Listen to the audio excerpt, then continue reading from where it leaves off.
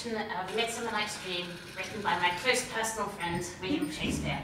I've been asked to, if you could turn off those bleakly whatsits that you mortals like so much, then that would be good, because otherwise I would have to come and eat your knees, and that would just be awkward for everyone. Right, what else? There's plays happening. We are Dyer Productions. That's not what someone's described us as, that's actually our name.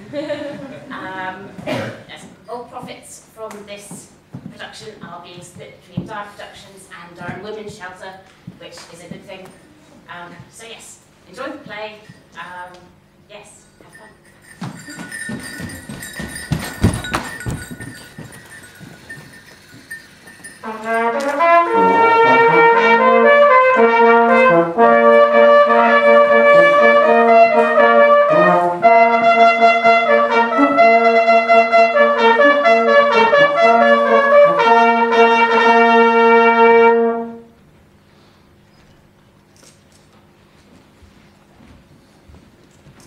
Now, fair Hippolyta, our nuptial hour draws on apace. 4 happy days bring in another moon, but oh, methinks how slow this old moon wanes. She lingers my desires like a stepdame or a dowager, long riddling out a young man's revenue. 4 days will quickly steep themselves in night. 4 nights will quickly dream away the time, and then the moon, light to a silver bow, new bent in heaven, shall behold a night of our solemnities. Go, Philostrate, stir up the Athenian youth's merriment, awake the pert and nimble spirit of mirth, turn melancholy forth to funerals, the pale companion is not for our pomp. Hippolyta, I wooed thee with my sword, and won thy love doing thee injuries, but I shall wed thee in another key, with pomp, with triumph, and with revelry.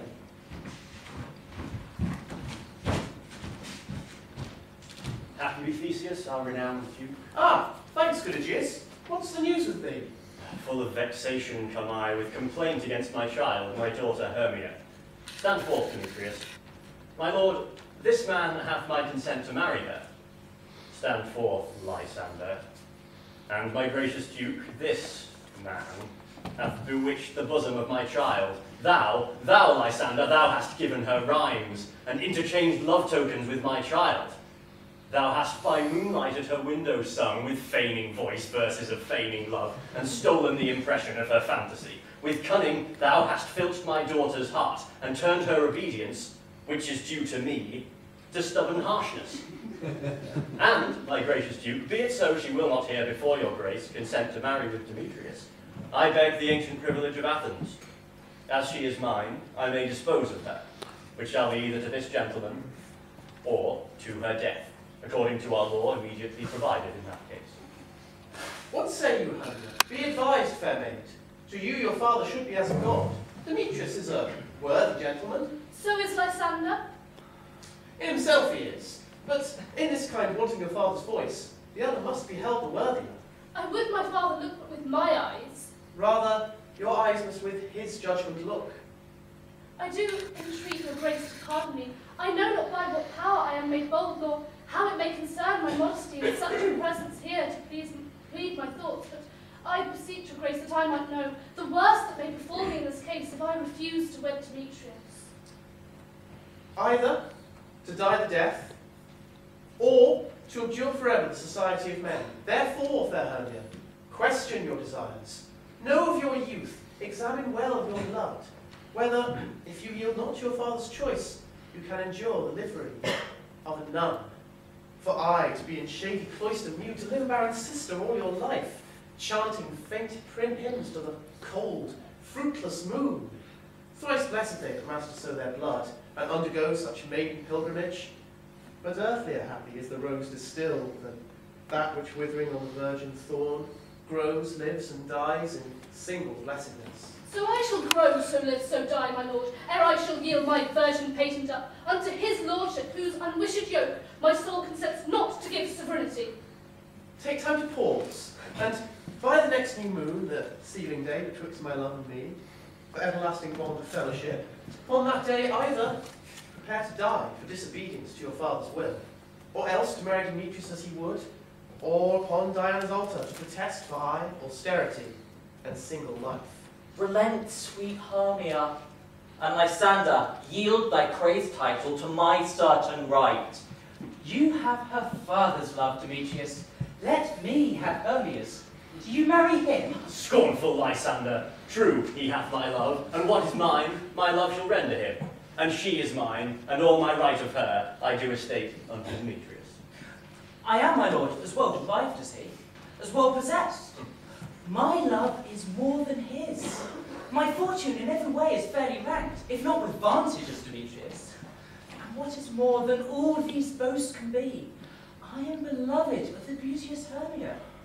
Why then should I not prosecute my right?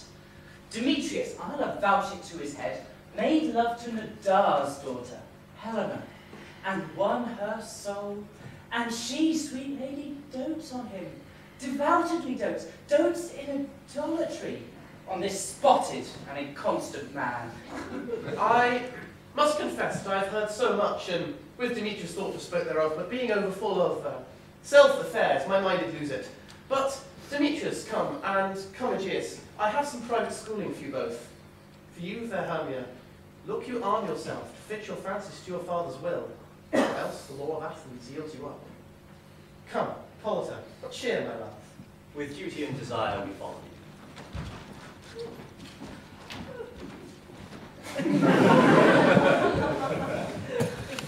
Oh, now, my love, why is your cheek so pale? How chance the roses there do fade so fast? Like the want of rain which I could well redeem them from the tempest of my eyes. Ay me, for aught that I could ever hear, by tale or history, the course of true love never did run smooth. Either was different with respect to the blood, Oh, cross, too high to be enthralled to love. or else was misquaffed with respect to the years, Oh, spite, too old to be engaged to young. or else it stood upon the choice of friends, Oh, hell, to choose love by another's eyes.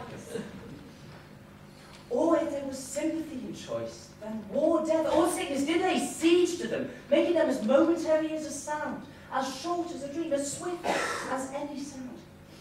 That in as brief as a lightning in the colleague night, that in a spleen unfolds both heaven and earth, and here a man hath the power to say, behold, the jaws of darkness do devour it up, and so quick, right things do come to confusion.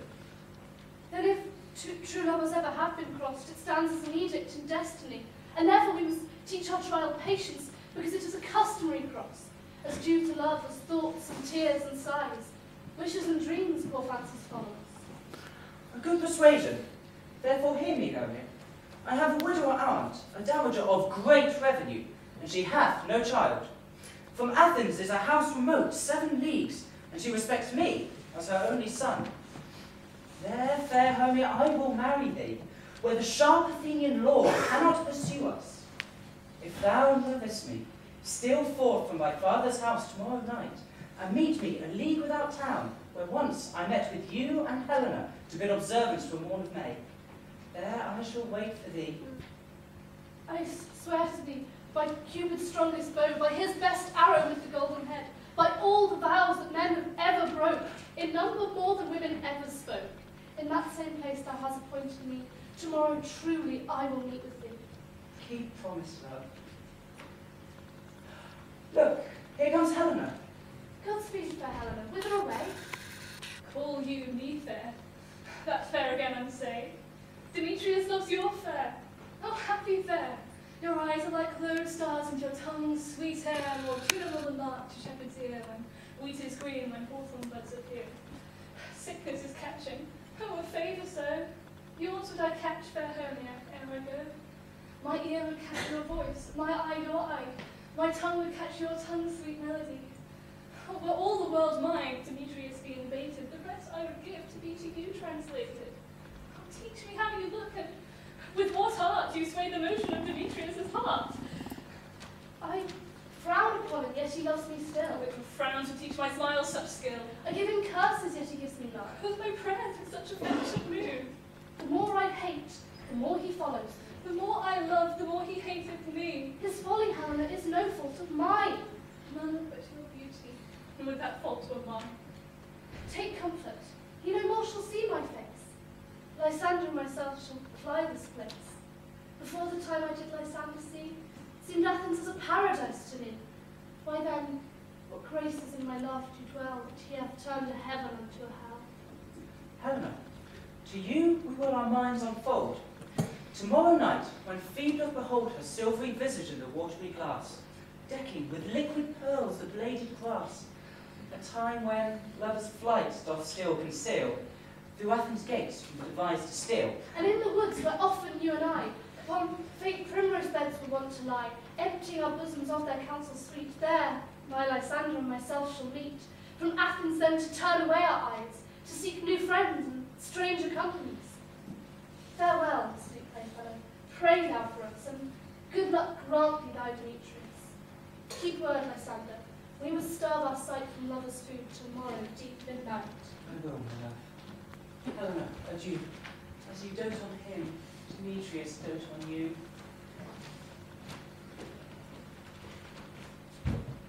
Oh, how happy Midsummer or other can be. Throughout Athens I am thought as fair as she, but what of that? Demetrius thinks not so. He will not know all but what he do know. And as he is, doting on Hermia's eyes, so I, admiring of his qualities, things base and vile, folding no quantity, love can transpose to form and dignity. Love is not with the eyes, but with the mind, and thus is weird Cupid painted blind. Nor have love's mind of any judgment taste, wings and no eyes figure on heedy haste. Therefore is love said to be a child, for in choice he is so oft beguiled, as waggish boys themselves in play forswear, so the boy love is perjured everywhere. For, ere Demetrius looked upon Hermia's eye, he held down oath that he was only mine, and when this hail so heaped from Hermia felt, so he dissolved, in showers of oaths did melt. I will go tell him of fair Hermia's flight, then to the woods will he tomorrow night pursue her, and for this intelligence, if I have thanks, it is a dear expense. But here am I to enrich my pain, to have his sight thither and back again.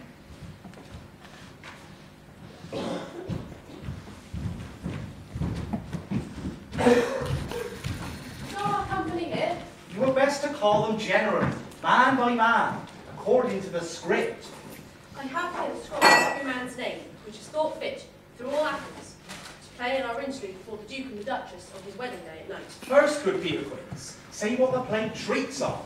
Then, read the names of the actors, and so grow to a point. Marry, our players, the most lamentable comedy and most cruel death of Pyramus is... A very good piece of work, I assure you. And the merry.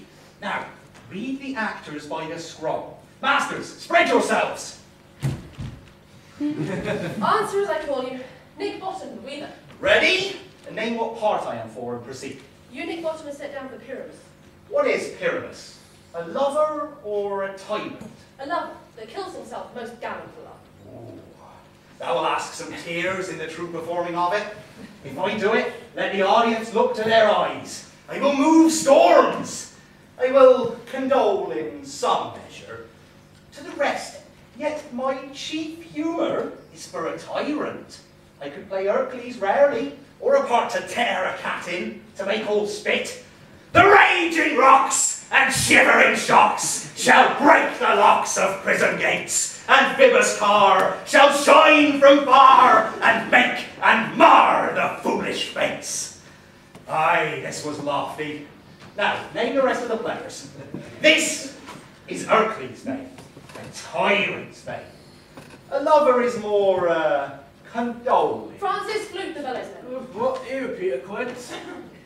You must take Thisbe on you. What is this for your wandering knight? It is the lady that Pyramus must love. Oh, nay, Faith, let me not play woman.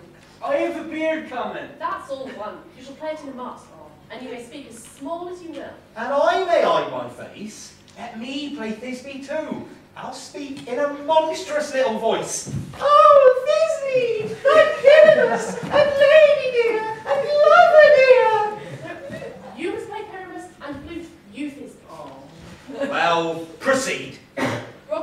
am the tailor. Here appear first, three on the starting display, Thisby's mother. Tom Snout Tinker. Here, Peter Quince. You, Pyramus' father, myself, Thisby's father, Snug the joiner, you the lion's part. And here, I hope, is a play fitted. Have you the lion's part written? Pray, if it be so, give it me, for I am slow of study. You may do it extempore, for it's nothing but roaring. Let me play the lion too. I will roar that I will do any man's art good to hear me. I will roar that I will make the Duke say, let him roar again! Let him roar again! Roar! Roar! You can play no part but Pyramus, for Pyramus is a sweet-faced man, a proper man, as one shall see in a summer's day, a most lovely, gentleman-like man. Therefore you must needs play Pyramus. Well, I will undertake it. What beard were I best to play? What you will. I will discharge it in either your straw-colour beard, your orange tawny beard, your purple ingrain beard, or your French crown beard, your perfect yellow. Wait, some of your French crowns have no hair at all, and then you will play barefaced. But masters, here are your parts, and I am to entreat you, request you, and desire you to come them by tomorrow night, to meet me in the palace wood, a mile without the town. There will we rehearse. For if we meet in the city, we'll be dogged with company and our devices known. In the meantime, I shall draw a little properties such as our play wants. I pray you, fail me not. There we will meet, and there we may rehearse most obscenely and courageously. Take pains, be perfect. Adieu. At the Duke's Oak we meet.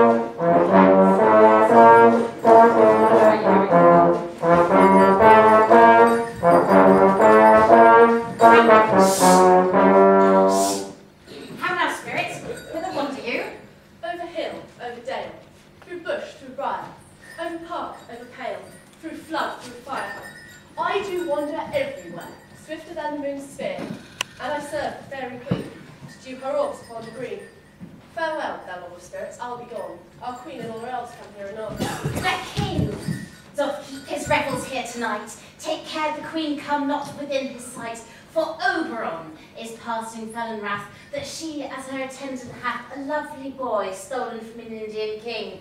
She never had so sweet a changeling, and jealous Oberon would have the boy knight of his train to chase the forests wild. But she perforce withholds the loved boy, crowns him with flowers, and makes him all her joy. And now they never meet in grove nor green, by fountain clear or spangled starlight sheen, but they do swear, and all their elves for fear creep into acorn cups and pipe them bare. Either I mistake your shape-making quite, or else you are that shrewd and knavish sprite called Robin Goodfellow, and not you he that frights the maidens of the villagery, skim milk, and sometimes labour in the quern, and bootless make the breathless housewife proud, and sometimes make the drink to bear no barn, mislead night wanderers laughing at their harm. Those that hobgoblin collies into sweet pup, you do their work, and they shall have good luck, and not you he. Thou speakest right, I am that merry wanderer of the night. I jest to Oberon and make him smile when I a fat and bean-fed horse beguile, neighing in likeness of a filly foal. Sometimes lurk I in a gossip's bowl, in the very likeness of a roasted crab, and when she drinks, against her lips I bob, and upon her with a dewlap pour the ale. The wisest aunt telling the saddest tale, sometimes for a 3-foot stool mistaketh me. When I slip from her bum, down toppled she, and Taylor cries and falls into a cough, and the whole town do hold their hips and laugh, and wax them in their mirth, and niece and swear, and merrier hours never wasted there. But room fairy, here comes Oberon. And here my mistress, would that he were gone.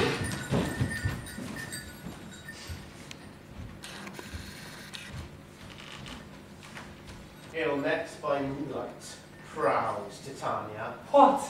Jealous Oberon? Fairies, skip hence. I have forsworn his bed and company. Tarry, rash wanton. Am I not thy lord? And I must be thy lady. But I know, when thou hast stolen away from fairyland, and in the shape of Corin sat all day, playing on pipes of corn, and versing love with amorous Phillida, why art thou here, come from the farthest step of India? But that, forsooth, the bouncing Amazon, your buskined mistress, and your warrior love, to Theseus must be wedded, and you come to give their bed joy and prosperity.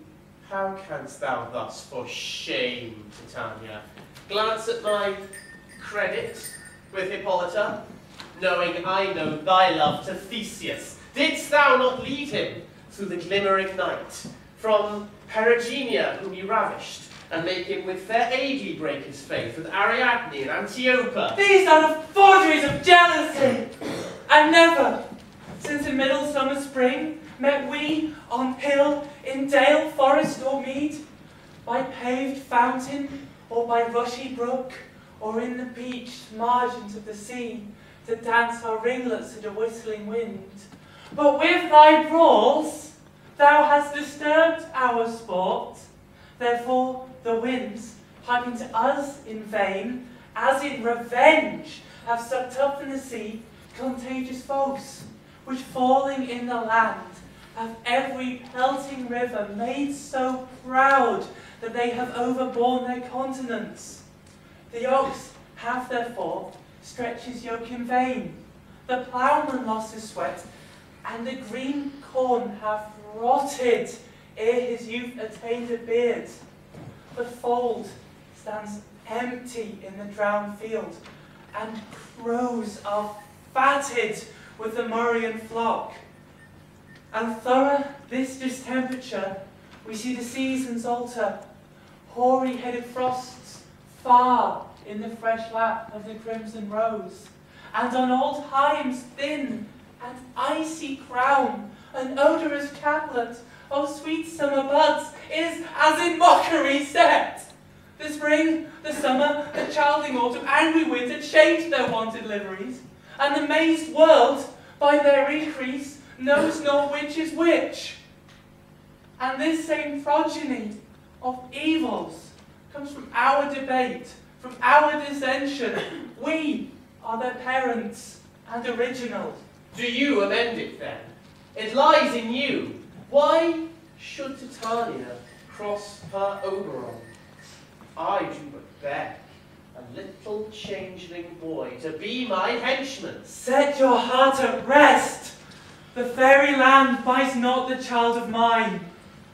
His mother was a votress of my order, and in the spiced Indian air by night, full often hath she gossiped by my side, and sat with me on Neptune's yellow sands, marking the embarked traders on the floods.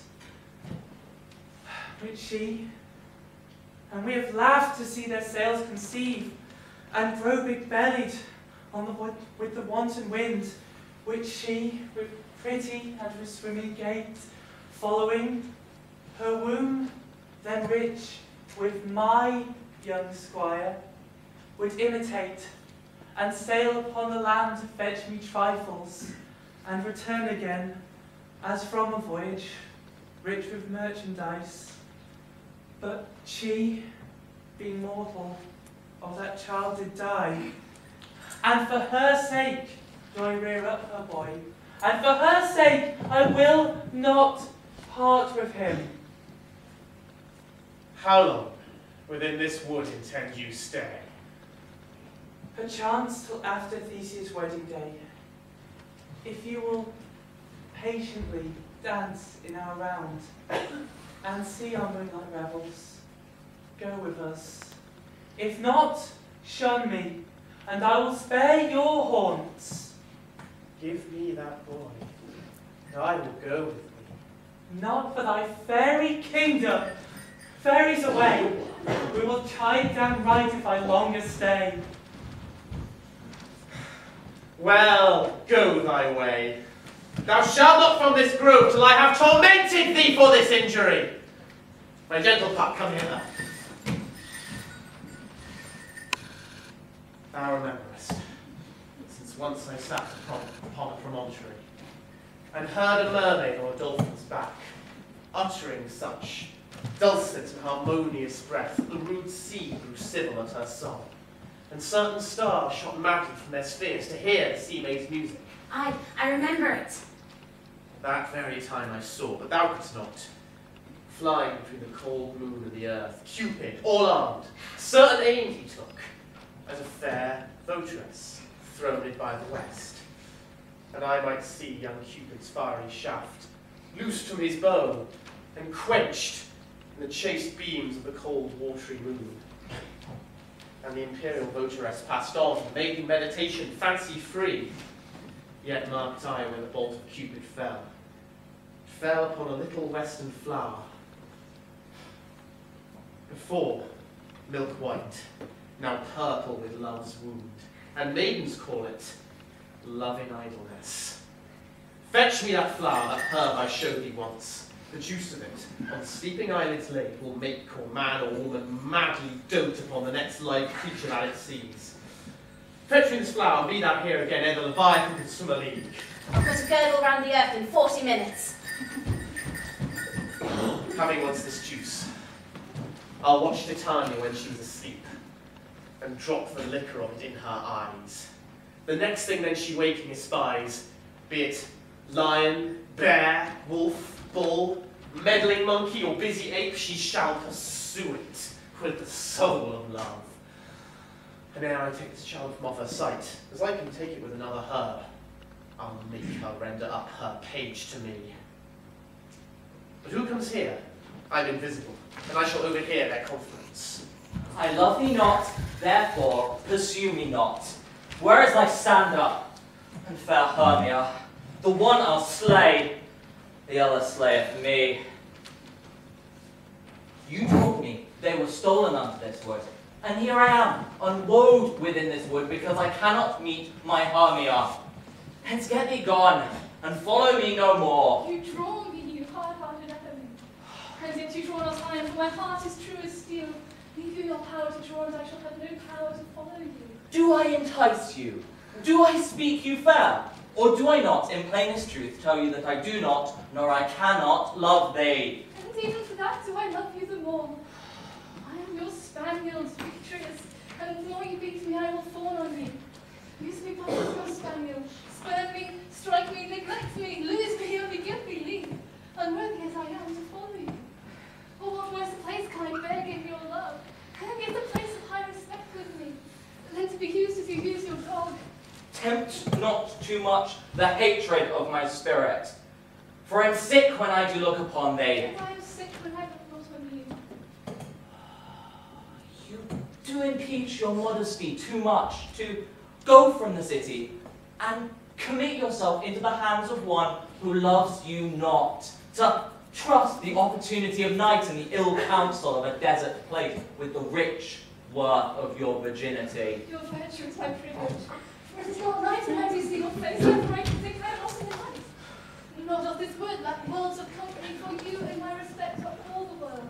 And how can it be said I am alone when all the world is here to look on me? I will run from thee and hide me in the brakes, leave thee to the mercy of wild beasts. Well, I have not such a heart as thee. Run when you will, the story shall be changed. Apollo flies and definitely holds the chase. The dog pursues the griffin, the wild hind makes speed to catch the tiger. Bootless speed when cowardice pursues and battle flies. I will not stay thy questions. Let me go. Or else, if you would follow me, do not believe that I shall do thee mischief in these woods. Like, in the temple, in the town, in the field, you do me mischief. Fight, Demetrius. Your wrongs do set a scandal on my sex. We cannot fight for love as men may do. We were made to be wooed and were not meant to woo. I will follow you, and make heaven of hell, to die upon the hand I love so well. Fare thee well, nymph. Ere he do leave this grove, thou shalt fly him, and he shall seek thy love. Hast thou a flower there? Welcome, wanderer. Ah, there it is. I pray thee give it me. I know a bank where the wild thyme blows, where the ox slips and the nodding violet grows, quite over-canopied with luscious woodbine, with sweet musk roses and with eglantine. There sleeps Titania some time of the night, lulled with these flowers of dances and delight, and there the snake throws her enamelled skin, weed wide enough to wrap a fairy in. And with the juice of this, I'll streak her eyes and make her full of hateful fantasies. Take thou some of it, and seek through this grove. A sweet Athenian lady is in love with a disdainful youth. Anoint his eyes. But do it when the next thing he espies may be the lady. Thou shalt know the man by the Athenian garments he hath on. Affect it with some care that he may prove more fond on her than she upon her love. And look thou meet me here ere the first cock crow. Fear not, my lord, your servant shall do so.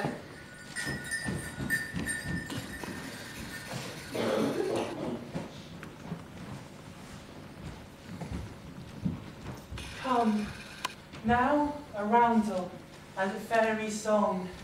Then, for the third part of a minute hence, some to kill cankers in the musk rose buds, some or with rear mice for their 11 wings to make nice small elves' cloaks, and some keep back the clamorous owl which nightly hoots and wonders at our quaint spirits. Sing me now asleep, then to your offices, and let me rest.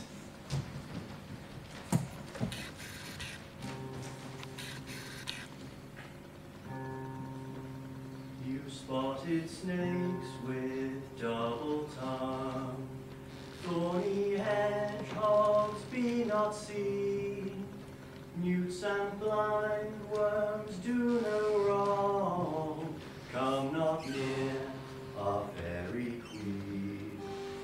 Philomel with melody, singing a sweet lullaby.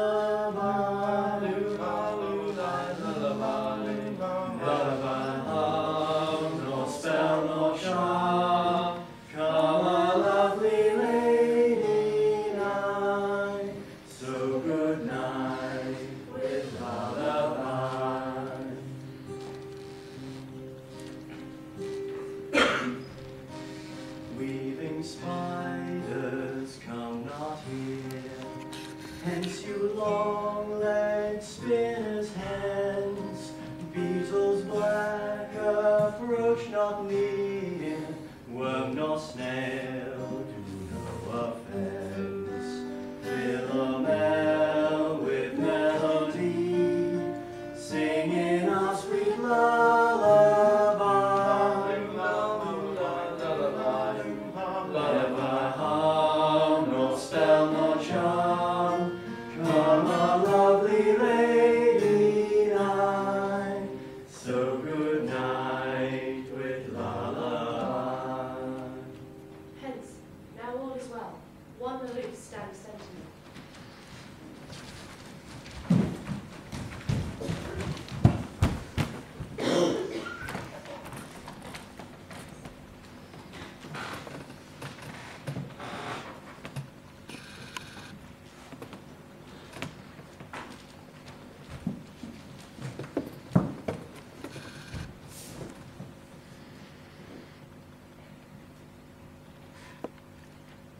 What thou seest when thou dost wake, do it for thy true love take. Love and languish for his sake.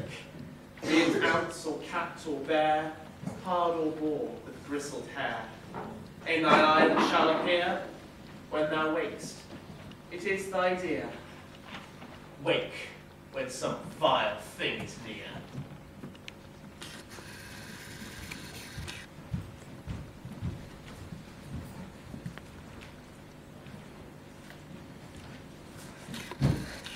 Fair love, you faint with walking in the woods.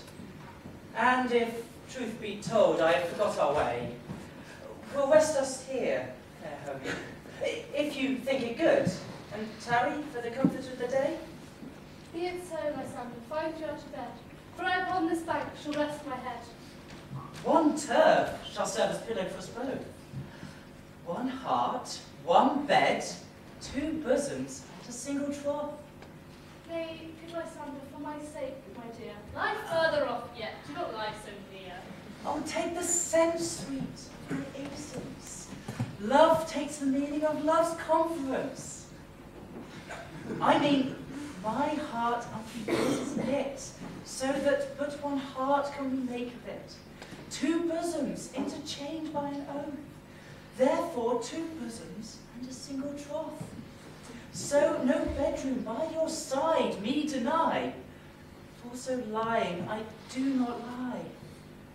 Lysander riddles very prettily, and it much beshews my manners and my pride if Hermia meant to say Lysander lied.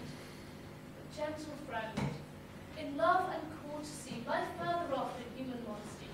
Such separation, it may well be said, becomes a virtuous bachelor and a maid. So far be distant, and good night, sweet friend. Thy love no alter till thy sweet life end. Amen, amen, say I to that sweet prayer, and end life when I am royalty. This will be my bed. Sleep, give thee all his rest. With half that wish the wish's eyes depressed.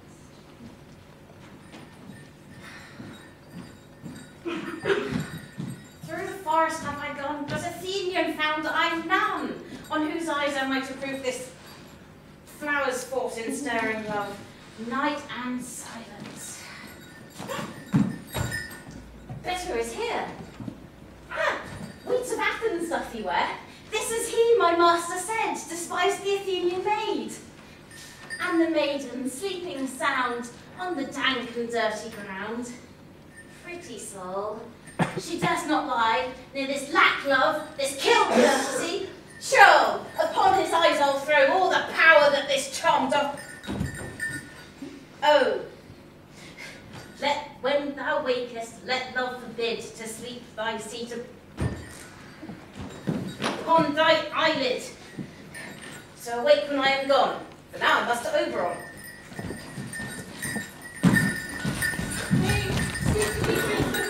I charge thee hence, and do not haunt me thus. Oh, well, my darling, leave me, do not so. Stay on thy peril, I alone will go. Oh. I am out of breath in this fond chase. The more my prayer, the lesser is my grace. Happy is Hermia, wheresoever she lies. For she hath blessed and attractive eyes. How came her eyes so bright? Not with salt tears. If so, mine are oftener washed than hers. No, I am ugly as a bear. The beasts that meet me do run away for fear. What marvel then that Demetrius do as a monster ply my presence thus? Oh, what wicked and dissembling glance of mine ever made me compare with Hermia's fiery eye? Who's here? Lysander? On the ground, dead? Or asleep? I see no blood, no wound. Lysander, good sir, if you live, awake. Plump through fire would I, thy sweet say. Transparent Helena, nature shows art, and through thy bosom makes me see thy heart. Where is Demetrius? How fit a word is that vile name to perish on my sword. Say not so, Lysander, say not so. What though you love your Hermia, or what though? If Hermia still loves you, therefore be content. Content with Hermia? No! I do repent the tedious minutes I with her have spent. Not Hermia, but Helena I love. Who would have changed a raven for a dove? The will of man is by his reason swayed, and reason says you are the worthier maid. Things growing are not ripe until their season, and so I, being young, was ripe not to reason. And touching now the point of human skill, reason becomes a marshal to my will, and leads me to your eyes, where I see love's stories written in love's richest book. Wherefore was I to this keen mockery born? When into your hands did I deserve such scorn? Is not enough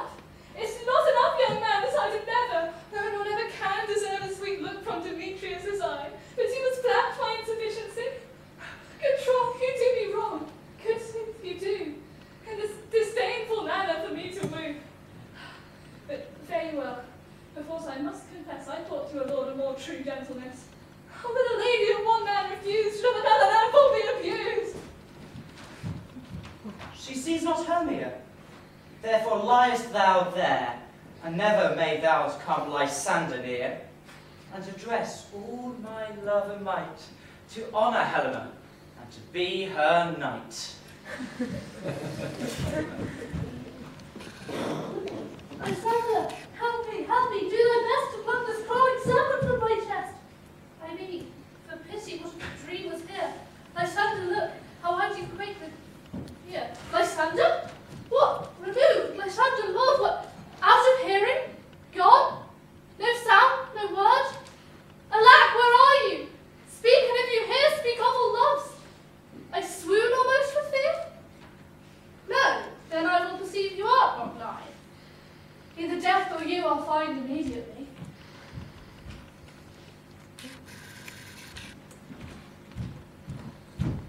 Are we all there? Pat, and here's a marvellous convenient place for our rehearsal. This green plot shall be our stage, that hawthorn brake our tiring house, and we will do it in action as we'll do it before the Duke. Peter Quince. What sayest thou, Bully Bottom? There are things in this comedy of Pyramus and Thisbe that will never please. First, Pyramus must draw a sword to kill himself, which the ladies cannot abide. How about you, lad? Well, they're getting the palm sphere. Nothing really to turn out when all's done. Not a whit, for I have a device to make all well. Write me a prologue, and let this prologue seem to say, we will do no harm with our swords, and that Pyramus is not killed indeed. And, for the more better assurance, tell them that I, Pyramus, am not Pyramus, but Bottom the Weaver. This will put them out of fear. Well, we will have such a prologue, and it shall be written in 8 and 6. Oh no, no, make it 2 more. Let it be written in 8 and 8. Will not the ladies be afraid of the lion? I fear it, I promise you. Masters, you ought to consider with yourselves to bring in, God shield us, a lion among ladies is a most dreadful thing. But there is not a more fearsome wild fowl than your lion living, and we ought to look to it. Therefore another prologue must tell he's not a lion?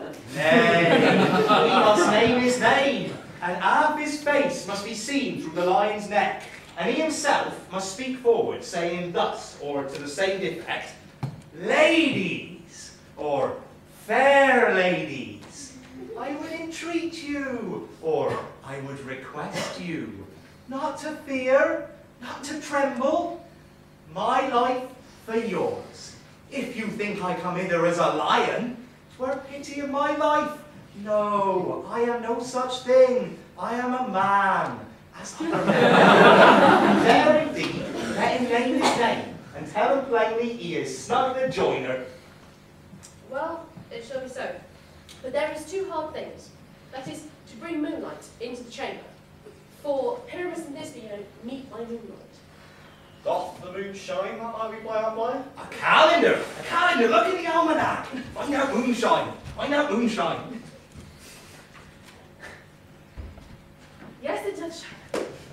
Why then, you may leave a casement at the great chamber window where we play open, and the moon may shine in at the casement. Or one may come in with a bush of thorns and a lanthorn and say he comes to disfit or to present moonshine. Then there is another thing. We must have a wall in the great chamber, for Pyramus and Thisbe, says the story, did talk through the chink of the wall. Oh, you can never bring in a wall. What say you, Bottom? As some man or other must present wall, and let him have some plaster, or some loam, some rough cast about him, to signify wall.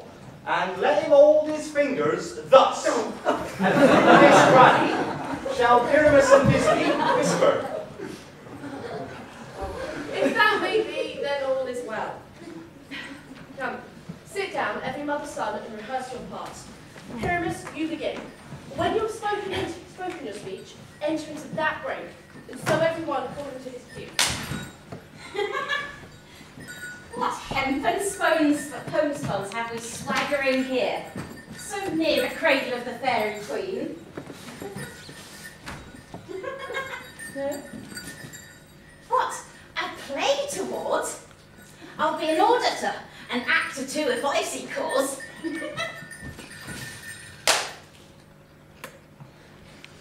Speak, Pyramus! Thisbe, stand forth!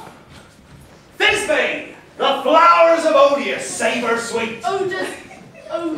The flowers of odour, savour sweet. So hath thy breath, my dearest Thisbe dear. Pyramus, the air plate here. Must I speak now? I, married, must you? For you must understand that he goes up to hear a voice that is heard, and is to come again. Most radiant Pyramus, most lily white of you, like red rose on triumphant briar, most frisky juvenile, eke most lovely Jew, as true as Dorset yet would never tire, I'll meet thee, Pyramus, at Ninny's tomb. Ninus too, man. You must not speak that yet, that you answer to Pyramus. You speak your part all at once, cues and all. Pyramus! Your cue is past, it is never tire. As true as Dorset yet would never tire. If I were fair Thisbe, I were only lying. Oh, monstrous! Oh, strange! We're haunted! Pyramus, fly, masters! I'll follow you! I'll lead you bounce around! Through bogs, through bush, through brake, through briar. Sometimes a horse I'll be, sometimes a hound. A hawk, a endless bear, sometimes a fire. A neigh and grunt and romp and roar at burn. Like horse, hound, hog, bear, fire. At every turn! Why do they run away? This is a knavery of them to make me afeard. Oh, Bottom, thou art changed. What do I see on thee? What do you see? You see an arse head of your own, do you? Bottom, thou art translated! I see their knavery. This is to make an ass of me. Fright me if they could. But I will not stir from this place. I will walk up and down here, and I will sing, that they shall see I am not afraid. The owl's old cock, so black of you, with orange corny bell, the throstle with his note so true, the wren with little quill. Angel wakes me from my flower. The finch, the thistle and the lark, the clear song cuckoo grey, whose note full many a man doth bark, and dares not answer nay. For indeed, who would set his wit to so foolish a bird? Who would give a bird the lie, though he cry cuckoo never so? I pray thee, gentle mortal, sing again. My ear is so is mine eye, much enamoured of thy shape. Fair virtue's force, the force doth move me at first sight, to say, to swear, I love thee. Methinks, mistress, you should have little reason for that.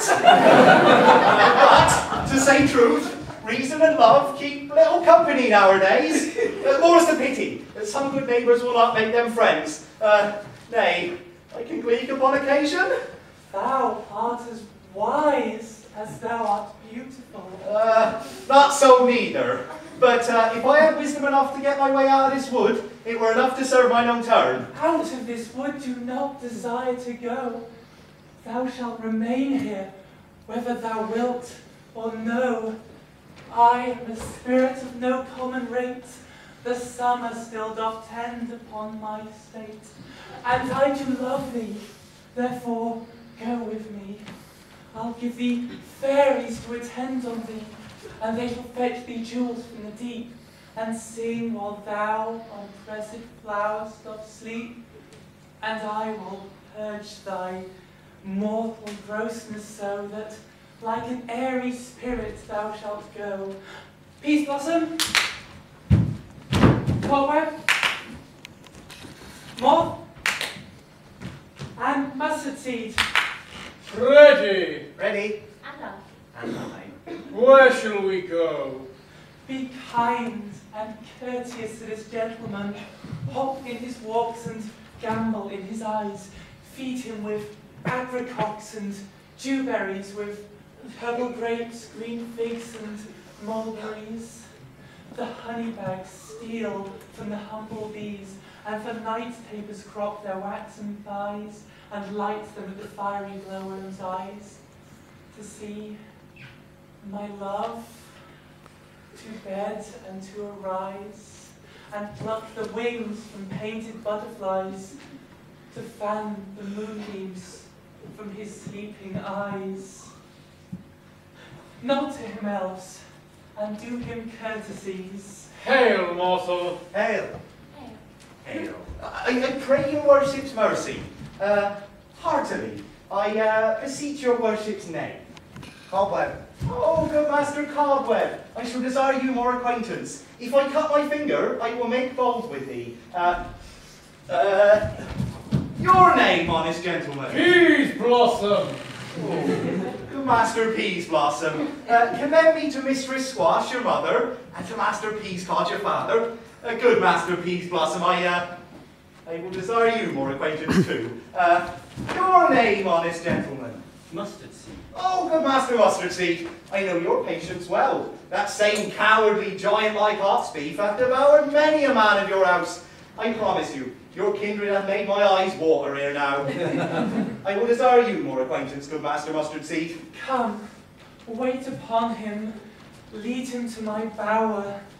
The moon, methinks, looks of a watery eye, and when she weeps, weeps every little flower, lamenting some enforced chastity. Tie up my love's tongue, with him silently.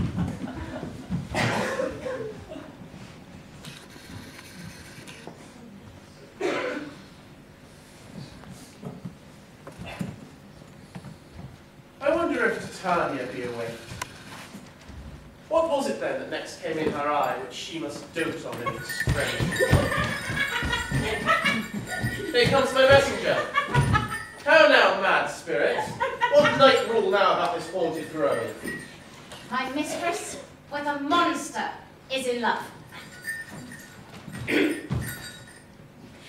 Near to her close and consecrated bower, while she was in her dull and sleeping hour, a crew of patches, rude mechanicals that worked for bread upon Athenian stalls, were gathered there to rehearse a play intended for great Theseus's nuptial day. The shallowest of this thick-skinned sort, whom Pyramus presented in their sport, forsook a scene and entered in a break, when I did yet this advantage take. An ass's knoll I fixed upon his head, anon his Thisbe must be answered. Forth my mimic comes, when him they spy, as wild geese the creeping fowler eye, or russet-plated chops, many in sort, rising and cawing at the gun's retort, sever themselves and madly sweep the sky. So, at a sight, here o'er one and o'er one falls, he murder cries and help from Athens calls. Their sense thus weak, lost to their fears thus strong, made senseless things begin to do them wrong, for briars and bushes at their apparel snatch, some sleeves, some hats, from yields as all things catch. I led them on in this distracted fear, and left sweet Pyramus presented there, when in that moment, so it came to pass, Titania waked, and straightway loved an ass. This falls out better than I could devise. But hast thou yet lashed the Athenian's eyes with the love juice as I bid thee do? I took him sleeping, that is finished too, and the Athenian woman by his side, that, when he waked, of before she must be eyed. Very close. This is the same Athenian. This is the woman, but this is not the man. Oh, why rebuke you him that love you so? They breath so bitter on your bitter foe. Now I but tried, but I should use thee worse, for thou, I fear, have given me cause to curse. But as thou slayed my sandler in his sleep, and being overshoes in blood, plunge in the deep and kill me too. The sun was not so true unto the day as he to me, which he has stolen away from sleeping Hermia. It cannot be that thou hast murdered him, so should a murderer look so dead, so grim. So should the murdered look, and so should I pierce through the heart by your stern cruelty. What's this to my Lysander? Where is he? Oh, good Demetrius, wilt thou give him me? I would rather feed his carcass to my house. Dog, have care! You drive me past the bounds of maiden patience. Hast thou slain him then? I Henceforth never be numbered among men, or once tell true even for my sake. Dost thou have looked upon him being awake? Or hast thou killed him sleeping? Oh, brave touch! Could not a worm or adder do so much? An adder did it, for with doubler tongue than thine, thou serpent, never adder stung. You waste your passion on a misprized mood. I am not guilty of Lysander's blood, nor is he dead, for aught that I can tell. I pray you tell me then that he is well. And if I could, what should I get that for? A privilege never to see me more. Now from thy hated presence part I so. See me no more, whether he be dead or no. There's no following her in this fierce vein. Here therefore for a while I will remain. But that the bankrupt sleep doth sorrow, which in some slight measure it shall pave. For its tender, here I make some stay.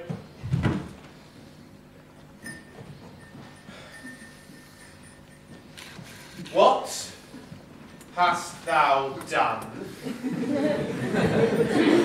Thou hast mistaken quite, and lain the love juice on some true love's sight. Of thy misprison must the force ensue, a true love turned, not a false turned true. Then fate overrules, but one man holding troth, a million fail, confounding oath on oath. About the wood go swifter than the wind, and Helena of Athens look thou find, all fancy 6 years and pale of cheer, with sighs of love that cost fresh blood dear. By some illusion see thou bring her here. I'll charm his eyes against she do appear. I go, see how I go, swifter than an arrow from a tosser's bow!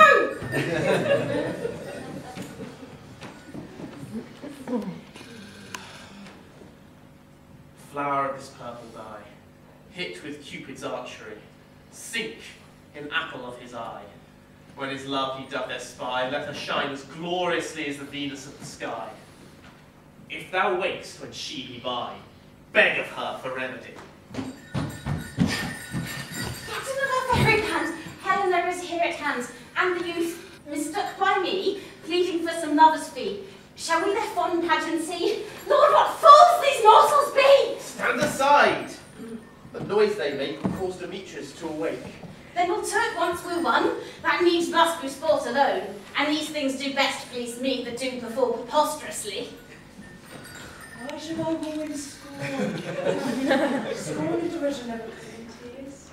Look, when I vow, I weep, and vows so born in negativity, all truth appears. Why should these things in me seem scorn to you, bearing them from the bed of faith to prove them true? You do advance your cunning more and more. When truth kills truth, how devilish holy fray, these vows are Hermia's. Will you give her a... Weigh oath with oath, and you will nothing weigh. Your vows to her and me, placed in 2 scales, will even weigh and both light as tails. I had no judgment when to her I swore. Nor none in my mind now you give her own. Demetrius loves Hermia. He loves you not. Oh, Helena, goddess, nymph, to wine, to watch thy compare thine eye crystal and blood. Oh, how ripe it show thy lips, those kissing trays, tempting growth. That pure white tower's snow, fanned by the eastern wind, turns to a crow, and thou holdst up thy hand. Oh, let me kiss this princess of pure white, this seal of bliss. Let's fight! Oh, hell! I see you all are bent to set against me for your merriment. If you were civil and you courtesy, you would not do me as I did. Can you not hate me, as I know you do, but you was join of souls to mock me too? If you were men, as men you are, I'm sure you would not use a gentle lady so to bow and swear and swear. I am sure that you hate me in your heart. You're both rivals and love Hermia, and now both rivals to mock Helena. A trim exploit, a manly enterprise to conjure tears up in a poor maid's eyes of your derision. Oh, none of noble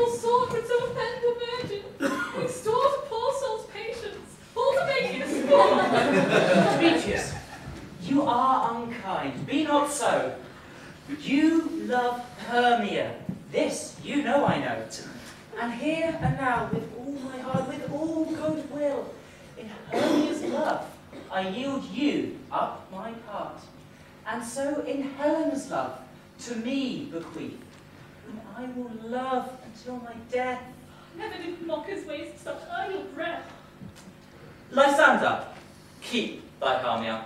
I will have none. If ever I loved her, all that love is gone. My heart to her but as guest-wise sojourned. And now to Helena is at home returned, there to remain. Helena, it is not so. Disparage not the faith thou dost not know, lest in thy peril thou abide it, dear. Look, where thy love comes, yonder is thy dear.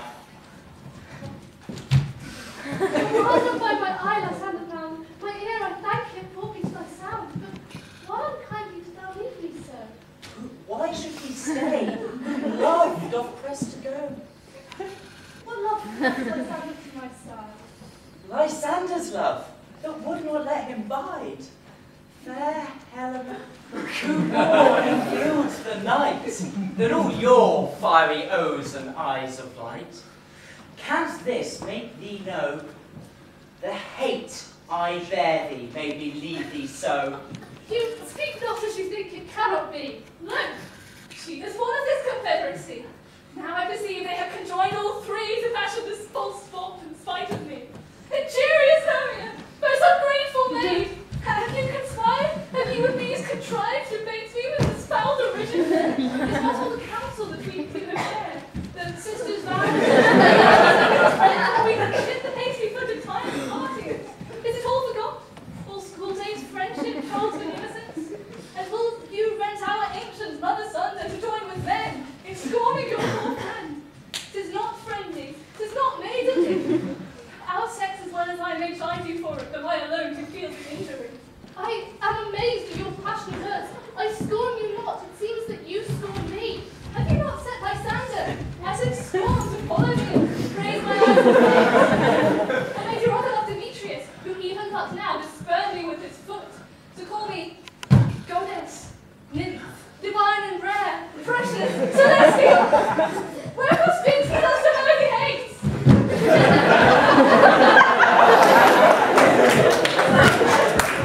Therefore will Lysander deny your love, so rich within his soul, and tender me, pursue affection, but by your setting up, by your consent.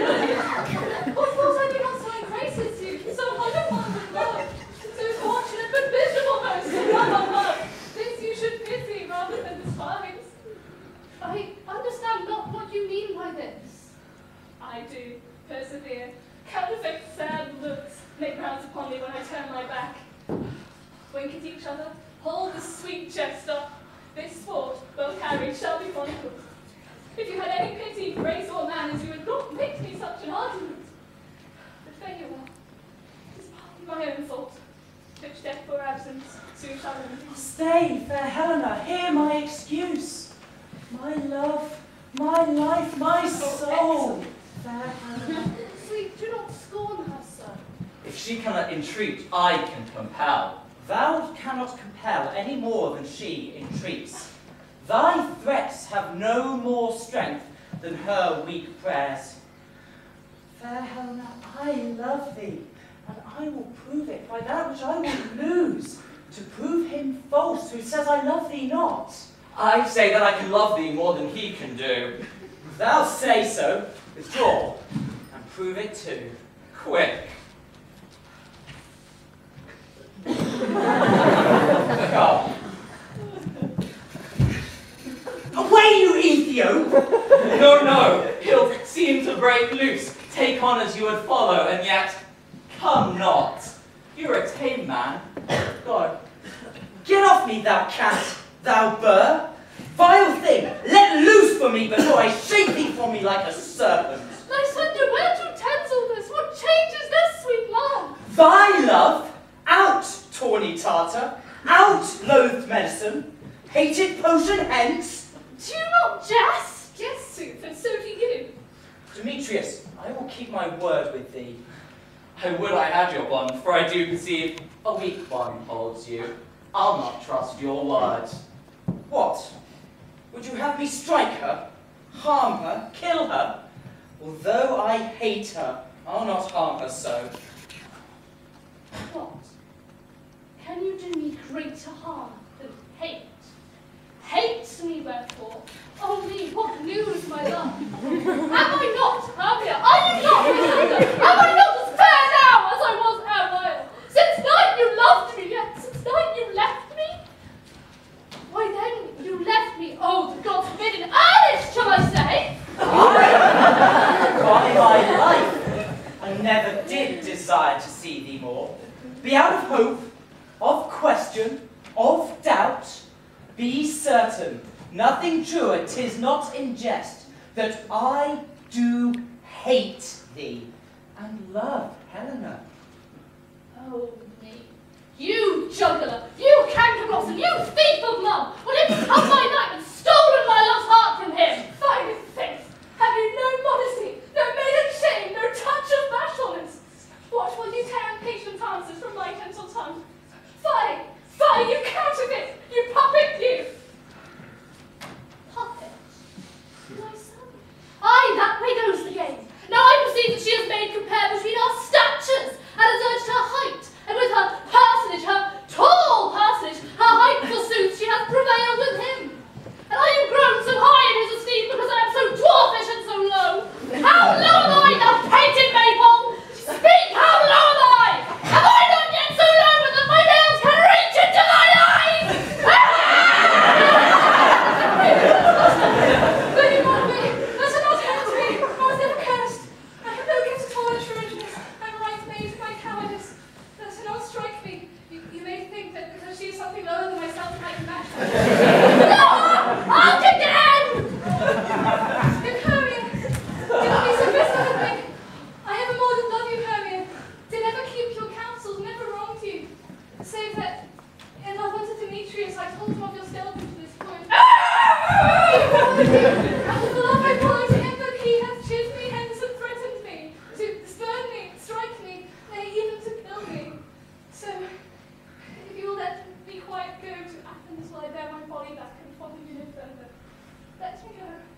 You see how simple and how fond I am. Why get she gone? Who is it that hinders you? A foolish heart.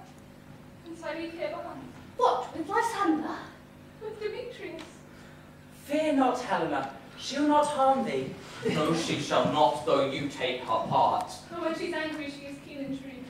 She was a vixen when she went to school, and though she be but little, she is fierce. Little! Nothing but Lord Little! Hoist the bird of Flamulus! Let me come to her! Get you gone, you dwarf! You minimus of hindering not brass maid! You bead, you acorn! You are too officious in her behalf that scorns your services. Speak not of Helena, let her alone, take not her part.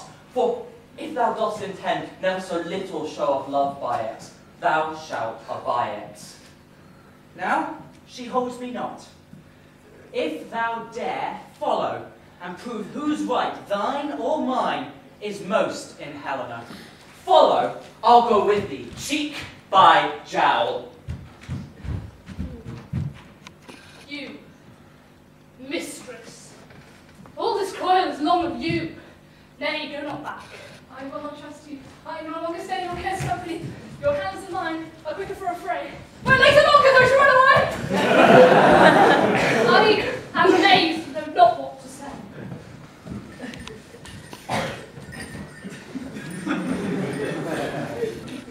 This is thy vengeance. Still thou mistakest, or else commits thy knaveries willingly. Believe me, King of Shadows, I mistook. Did you not tell me I would know the man by the Athenian garments he had on, and so far blameless proves mine enterprise that I have anointed an Athenian's eyes? And so I am glad it did sort, for this their jangling I esteem a sport. Thou seest the lovers seek a place to fight. I therefore, Robin, Overcast the night, the starry welkin cover thou anon with drooping fog as black as Acheron, and lead these testy rivals so astray as one come not within another's way. Sometimes rail thou like Demetrius, and sometimes to Lysander frame thy tongue, and stir Demetrius up with bitter wrong, and from each other looks thou lead them thus, till o'er their eyes death counterfeiting sleep, with leaden legs and batty rings wings doth creep. Then crush this herb into Lysander's eye, whose liquor hath this virtuous property, to take from thence all error with his might, and make his eyeballs roll with wonted sight. When they next wake, all this derision shall seem a dream and fruitless vision. Then back to Athens shall the lovers wend, with league whose date till death shall never end. While I you in this affair do thee employ, unto my queen and beg her Indian boy.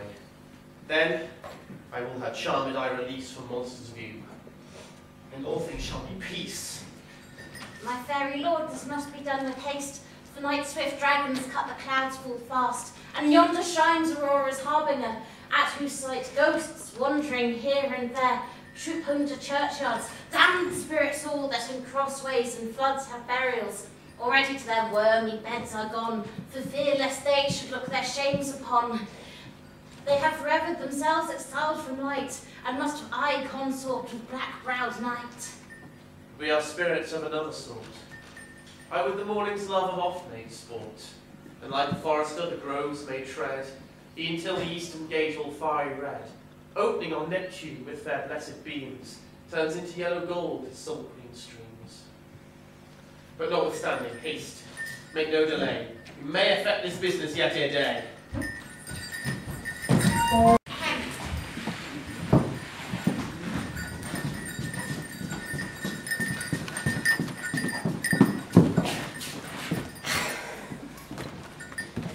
Up and down, I will lead them up and down. I am feared in field and town. Goblin, lead them up and down. But here comes one. Where art thou, proud Demetrius? Speak thou now. Here, villain, drawn and ready. I will be with thee straight. Follow me then to plainer ground. Lysander! Thou runaway! Thou coward! Art thou fled? Speak! In some bush? Where dost thou hide thy head? Thou coward, art thou bragging to the stars that thou telling the bushes that thou look'st for wars and yet will not come? Come, thou recreant, come, thou child. I'll whip thee with a rod. He is defiled that draws a sword on thee. Yea, art thou there? Follow my voice for trying to manhood here.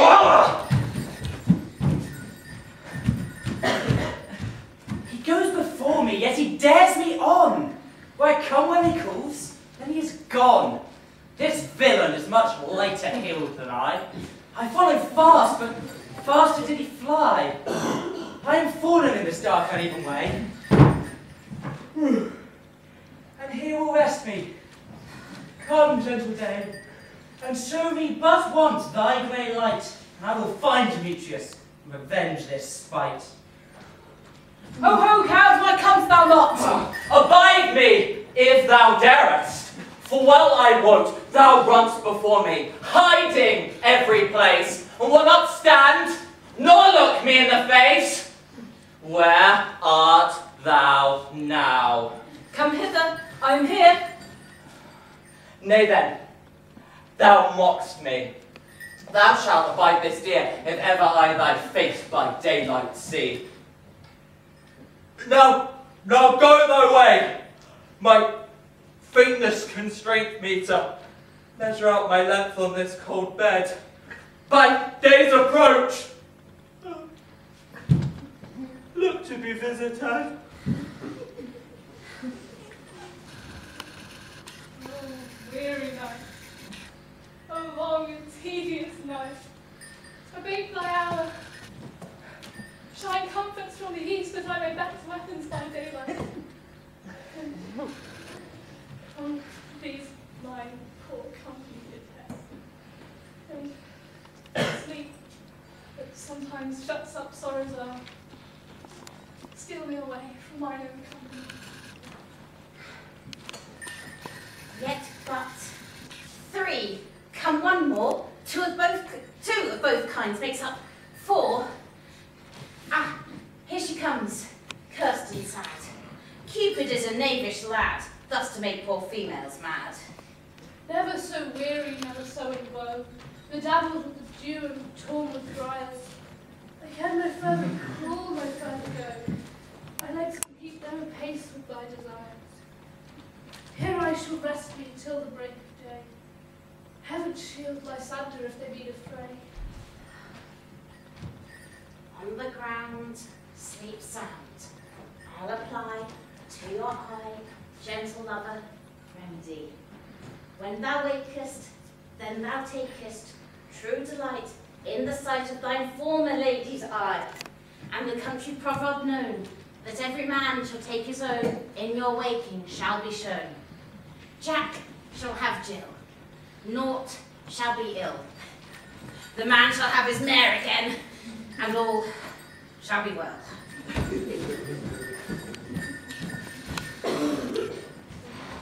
Come, sit thee down upon this flowery bed, and I thy amiable cheeks do coy, and stick musk roses to thy sleek smooth head, and kiss thy fair large ears, my joy. Where's Peas Blossom? Ready. Scratch my head, Peas Blossom. Where's Monsieur Cobweb? Ready? Monsieur Cobweb, good Monsieur, get your weapons in hand and kill me a red-hipped humblebee on top of a thistle. And good Monsieur, bring me the honey bag. Do not fret yourself too much in the action, Monsieur. And good Monsieur, have a care the honey bag break not. I would be loath to see you overflown with a honey bag, good Monsieur. Where's Monsieur Mustard Seed? Ready. Oh, give me your neef, Mustard Seed.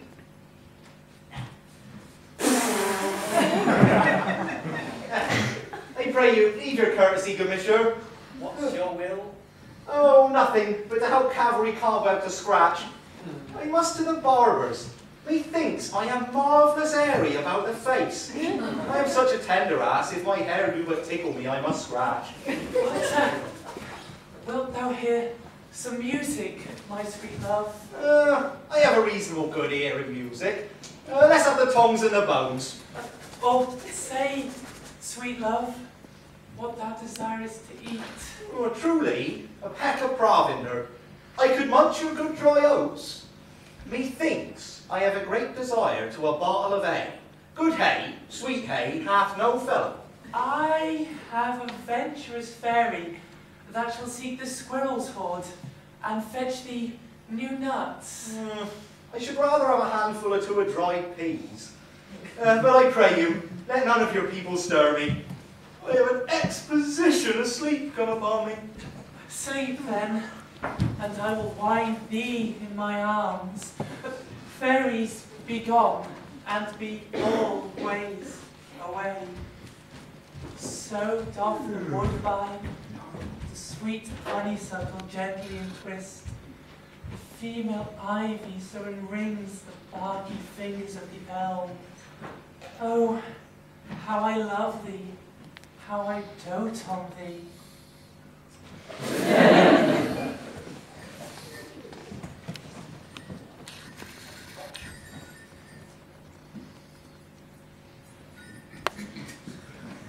Welcome, Robin.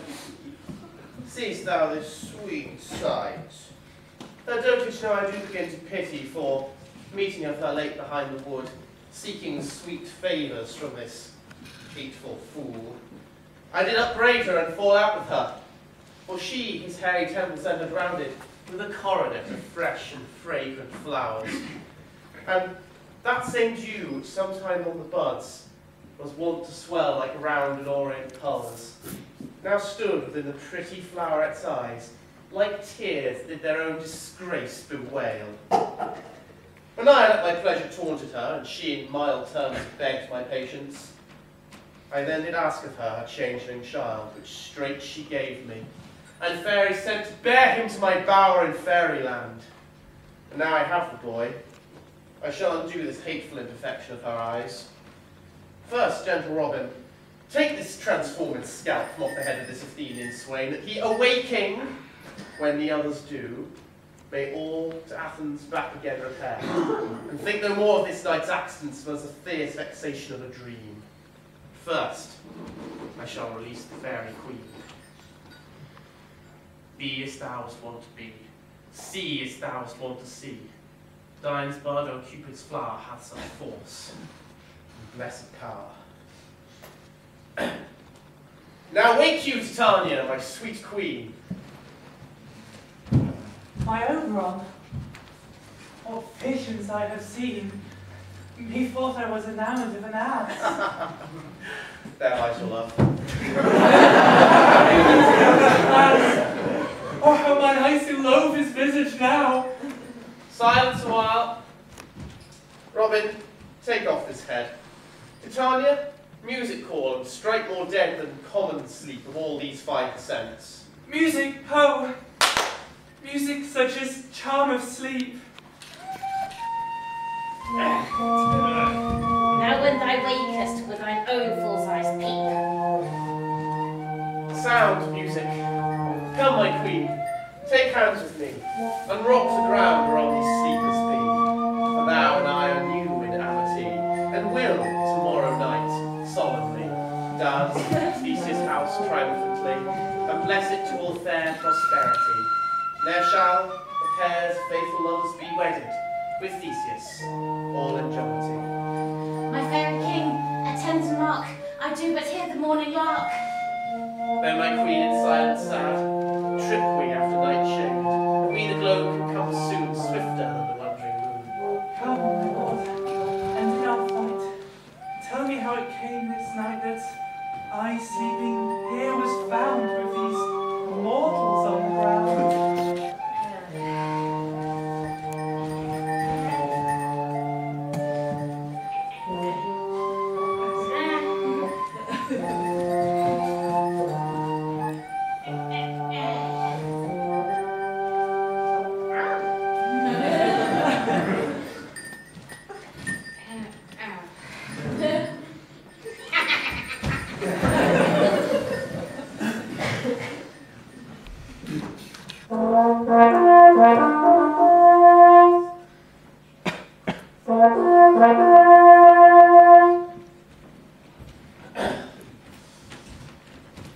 Go, one of you. Find out the forester. For now our observation's performed. And since we have devoured of the day, my love shall hear the music of the hounds. Uncouple in the western valley. Let them go. Dispatch, I say, and find the forester. We will, my queen, up to the mountain's top, and mark the musical confusion of hounds and echoing conjunction. Judge when you hear, but... So, what nymphs are these? My lord, this is my daughter here asleep. And this? Lysander. And this Demetrius is. And this is Helena, old Metar's Helena. I wonder at their being here together. No doubt. They rose up early to observe the rite of May, and hearing our intent, came here in grace to our solemnity. But, speak, Aegeus, is this not the day where Hermia must give answer of her choice? It is, my lord. Go, bid the huntsmen wake them with their horns.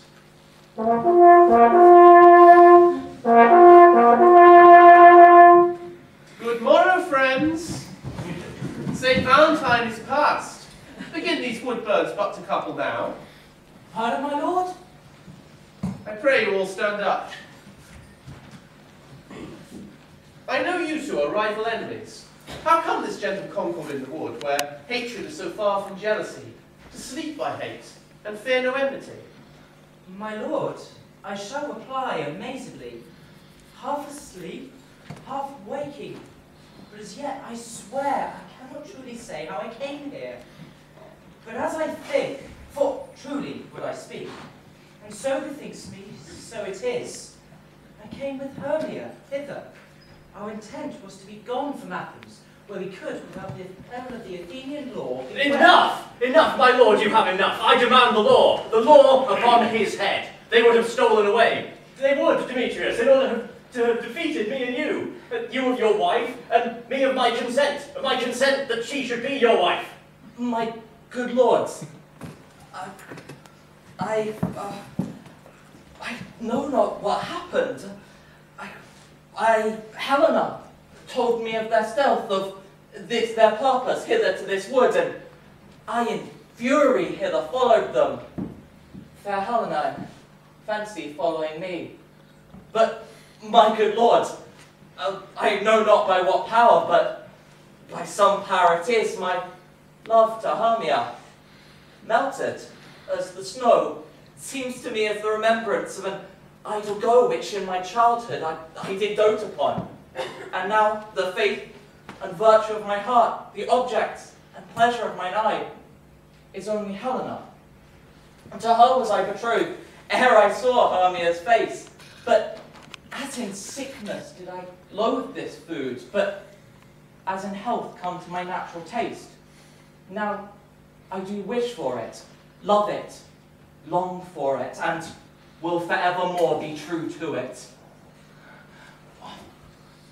Fellows, you are fortunately met. Of this discourse we more will hear anon. Aegeus, I shall overbear your will. For in the temple by and by with us, these couples shall eternally be knit. And for the morning now is something worn, our purposed hunting shall be set aside. For in the temple by and by with us, these couples shall come. Come, gentle lovers three, or hold a feast in great solemnity. Come, Hippolyta.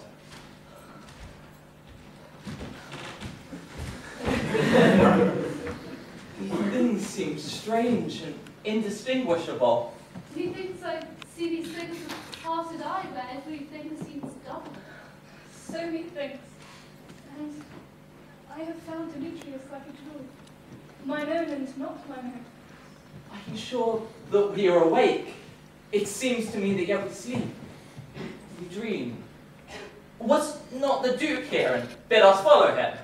Yea, and my father. And Hippolyta. And bid us follow to the temple. Why then, we are awake. Come, let us follow them, and by the way, let us recount our dreams. When my cue comes, call me. I will answer. My next is a most fair Pyramus. Hey-o! Peter Quint! Blue the Bellows Mender! Snout the Tinker! Starveling? God's my life. Stolen hence and left me asleep. I have had a most rare vision. I had a dream. Asked the wit of man to say what dream it was. Man is but an ass if he should go about to expound his dream. He thought I was. There is no man can tell what. He thought I was, and me thought I had. But man is but a patch fool if he shall offer to say what me thought I had. I, a man, hath not heard. Ear, a man, hath not seen. Man's hand is not able to taste, his tongue to conceive, nor his heart to report what my dream was. I shall have Peter Quince write a ballad of this dream, and it shall be called Bottom's Dream, for it hath no bottom.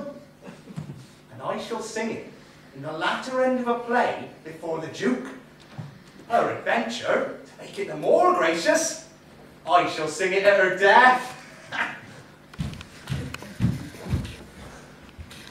Have you sent to Bottom's house? Is he come home yet? He cannot be enough. How doubt he is transported. If he come not in the play as Mars, it goes not forward, doth it? You have not a man in all Athens able to discharge Pyramus but him. Nay, you have simply the best wit of any handicraft man in Athens. And the best person to It's a very paramour for a sweet voice. You must say paragon. Oh, Paris, God bless us and think of naught. Masters, the Duke is coming from the temple, and there are 2 or 3 more lords and ladies yet married. Our sport had gone forward, we had all been made men.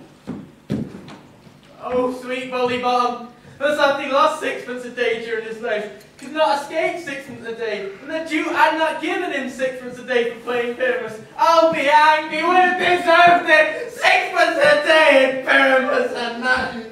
Where are these arts? Where are these lads? Oh, my courageous head. Where's happy hour? Oh, masters, I am to discourse wonders. But ask me not what, for if I tell you, I am no true Athenian. Oh, I will tell you everything like that. Let us hear, sweet horses. Not a word of me. All I will say is, the Duke hath dined.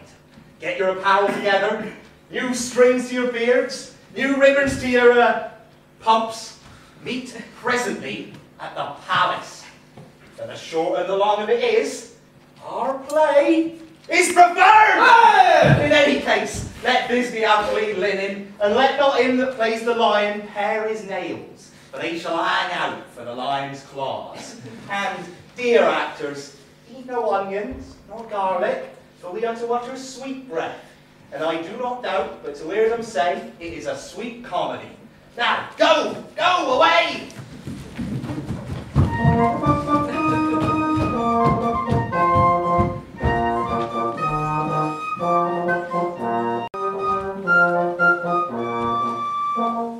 Tis strange, my Theseus, that these lovers do speak of. More strange than true. I may never believe these antique fables or these fairy toys. Lovers and madmen have such seething brains, such shaping fantasies that apprehend more than cool reason ever comprehends. The lunatic, the lover, and the poet are of imagination all compact. One sees more devils than vast hell can hold, that is, the madman. The lover, all as frantic, sees Helen's beauty in a brow of Egypt. The poet's eye, in fine frenzy rolling, doth glance from heaven to earth, from earth to heaven, and as imagination bodies forth, the poet's pen forms of things unknown, turns into shapes, and gives to airy nothing a local habitation and a name. Such tricks have strong imagination. If they would but apprehend some joy, they comprehend some bringer of that joy. Or in the night, imagining some fear, how easy is a bush supposed to bear? But all the story of their night told over, and all their minds transfigured so together, wits of more than fancies images, and grosses something of great constancy, but howsoever strange and admirable. Here come the lovers, full of joy and mirth. Joy, gentle friends, joy and fresh days of love accompany your hearts. More than to us. Wait for us in the royal walls, your boards, your beds.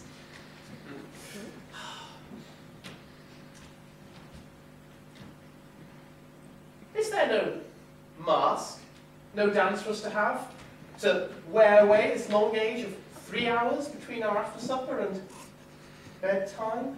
Where is our usual manager of mirth? What revels are in hand? Is there no play to ease the anguish of a torturing hour?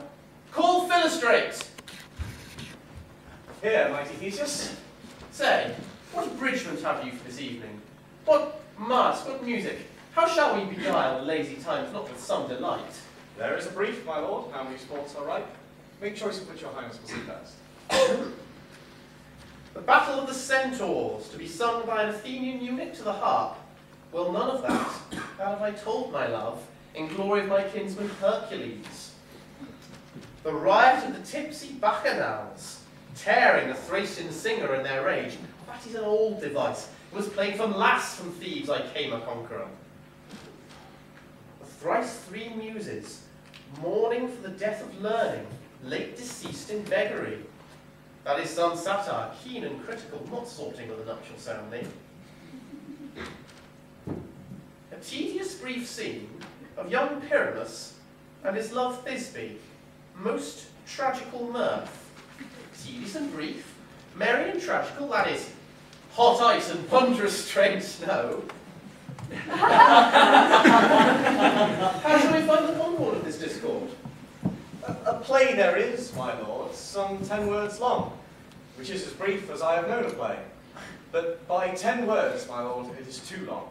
It makes it tedious, for in the whole play there is not one word apt, not one player fitted, and tragical it is, for therein Pyramus doth kill himself, which when I saw rehearsed, I must confess, made my eyes water, but more merry tears the passion of loud laughter never shed. What are they that you play it? Hard-handed men that work in Athens here, which never laboured in their minds till now, and now have toiled their unbreathed memories with this same play against your nuptial. And we shall hear it. My lord, I've heard it over, it is not for you.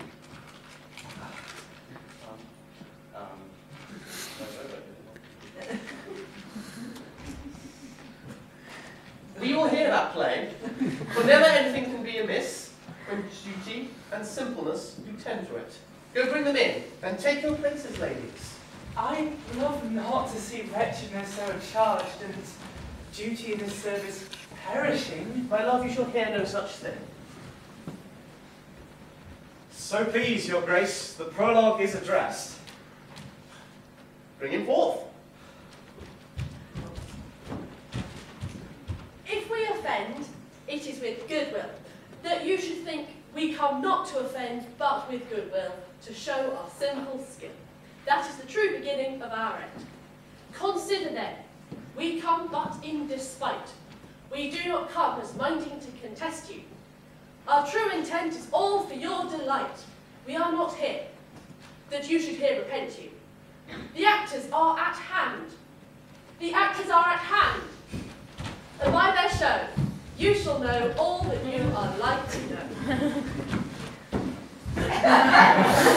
This fellow on points. He delivers his prologue like a rough colt, and knows not the stop. A good moral, therefore, my lord. It is not enough to speak, but to speak true. Indeed, he hath played on his prologue like a child on a recorder.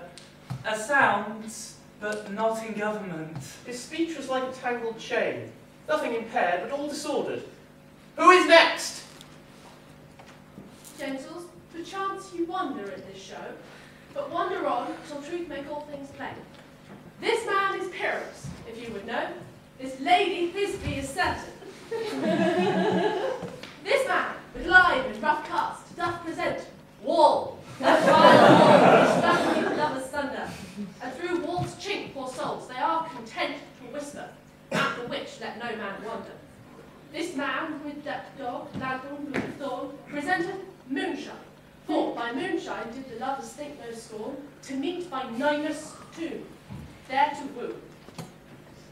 This grisly beast, which lion hight by name, the trusty Thisbe, coming first by night, did scare away, or rather did affright, and as she fled, her mantle she did fall, which lion vile, bloody mouth did stain. Anon comes Pyramus, sweet youth and tall, and finds his trusty Thisbe's mantle slain, whereat, with bloody, blameful blade, he bravely broached his bloody, boiling breast, and Thisbe, tarrying in mulberry shade, his dagger drew and died. For all the rest, let lie be shown, lovers twain, at large discourse, while here they do remain. I wonder if the lion be to speak. One lion may, my lord, when many asses do. In this same interlude it doth befall that I, one stout by name, present a wall. Such a wall, so I would have you think, that had in it a cranny door or chink, to which the lovers, Pyramus and Thisbe, did whisper often very secretly. This lawn, this rough cast, and this stone doth show that I am that same wall, the truth is so, and this the cranny is, right and sinister, through which these fearful lovers are to whisper. Would you desire, Roman hair, speak better? This is the wittiest partition that ever I had discourse, my lord. Pyramus draws near the wall, silence. O grim look night! O night with you so black! O night, whichever art when day is not! O night, alack, alack, alack! I fear my Thisbe's promise is forgot! And thou, O wall, O sweet, O lovely wall, that stands between her father's ground and mine, Oh, wall! Oh, wall! Oh, sweet, oh, lovely wall! Show me thy chink to peek through with mine eye. Thanks, courteous wall. Jove shield thee well for this. Oh, what see I? No Thisbe do I see. Oh, wicked wall, through whom I see no bliss. Curse be thy stones for thus deceiving me.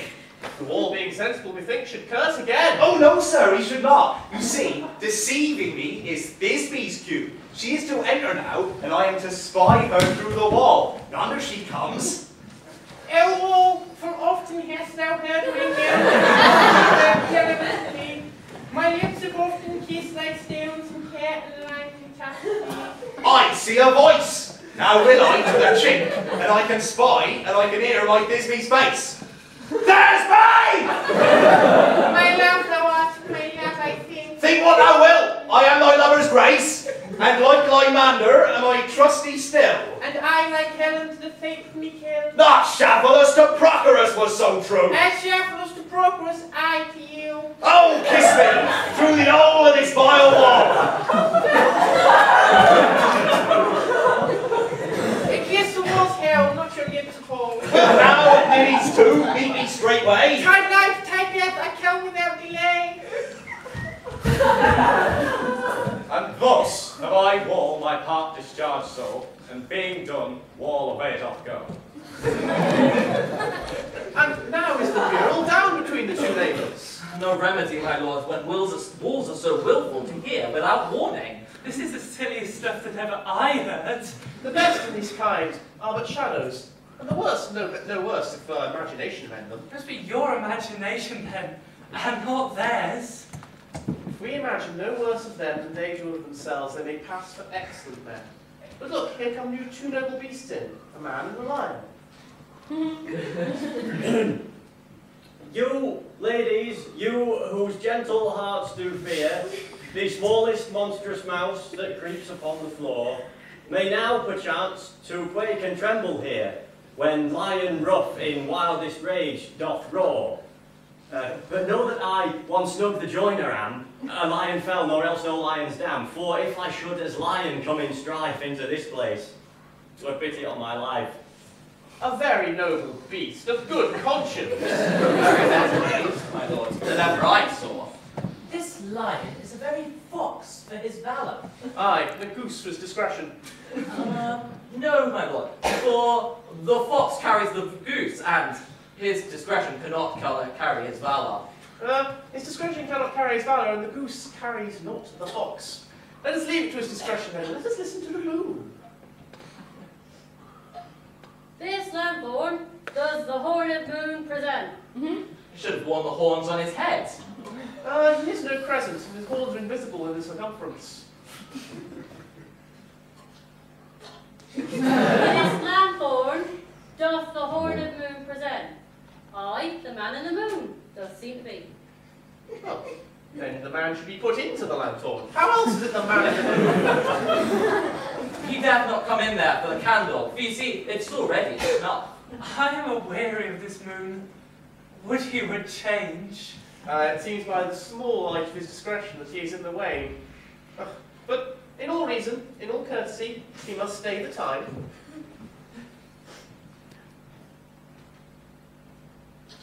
Proceed.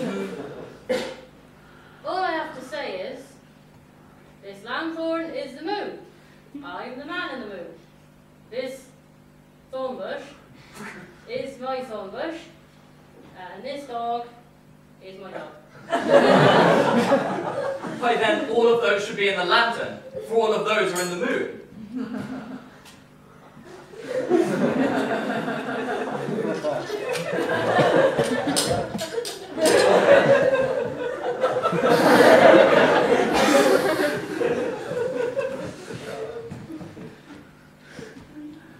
But silence, here comes Pyramus. This is old Nini's tomb. Where is my love?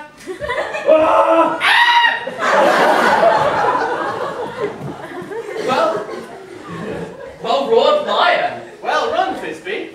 Well chant, moon. Truly this moon shines with a good grace. Well moused, lion. And so the lion vanished. And here comes Pyramus. Sweet moon, I thank thee for thy sunny beams. I thank thee, moon, for shining now so bright. For by thy gracious golden glittering gleams, I trust to take of truest Thisbe sight. But stay, O spite! But mark, poor knight! What dreadful dole is here? Eyes? Do you see? How can it be? Oh, dainty duck! Oh dear! Thy mantle good? What? Stained with blood?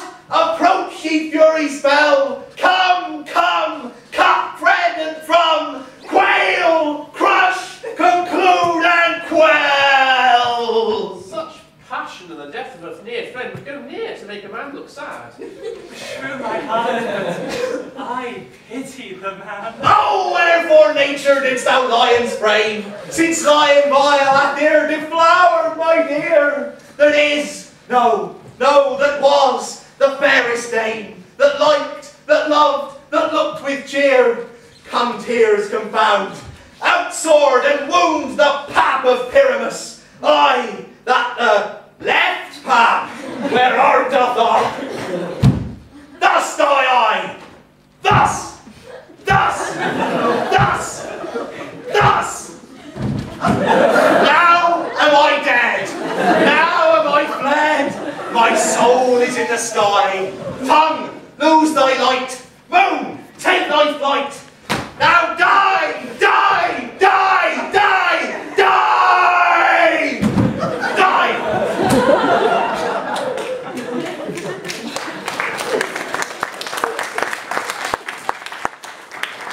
No die, but an ace for him, for he is but one. He is not an ace man, for he is dead. He is nothing. Oh, with the help of a surgeon, you may yet recover and prove an ass. How chance Moonshine is gone before Thisbe comes back and finds her lover? She will find him by starlight. Yonder she comes, and her passion ends the play. Methinks she should not use a long one to such a Pyramus. A single mote. Ooh, I hope she will be brief. a single mote could change the balance. Which Pyramus, which Thisbe is the better? He for a man, God warrant us. She for a woman, God bless us. She has spied him with those sweet eyes. And thus she means, Vidalike? Asleep, my love, or dead, my dove, help, Pyramus arise! Speak, speak, quite dumb, a tomb must cover thy sweet eyes. These my lips, these cherry nose, these mellow calf cheeks are gone, lovers! His eyes were as green as sleet. Oh, sisters three, come to me with hands as pale as milk, since you have sure which is his thread of silk. Oh, tongue not a word, come trusty sword, come blade my breast in brew. And farewell said, as this be ends, adieu, adieu, adieu.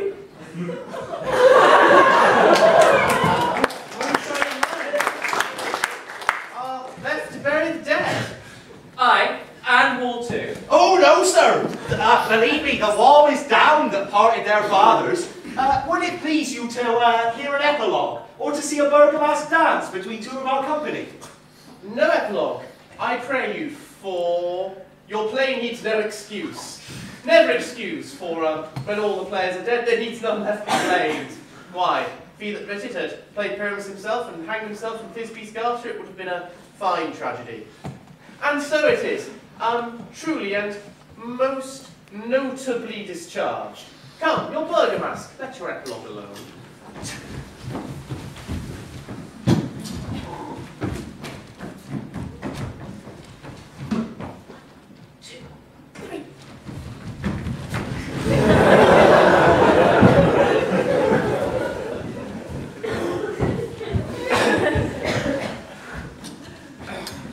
The iron tongue of midnight hath told 12. Lovers, to bed. 'Tis almost fairy time.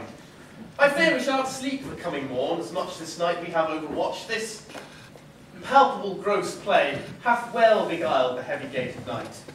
Come, a fortnight hold we this solemnity, in nightly revels and new jollity. Now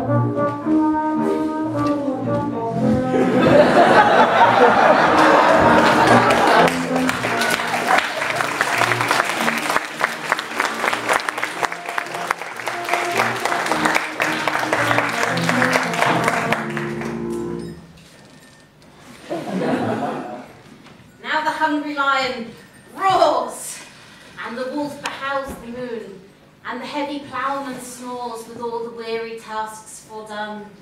Now the wasted brands do glow, and the screech owl, screeching loud, puts the wretch that lies in woe in remembrance of a shroud.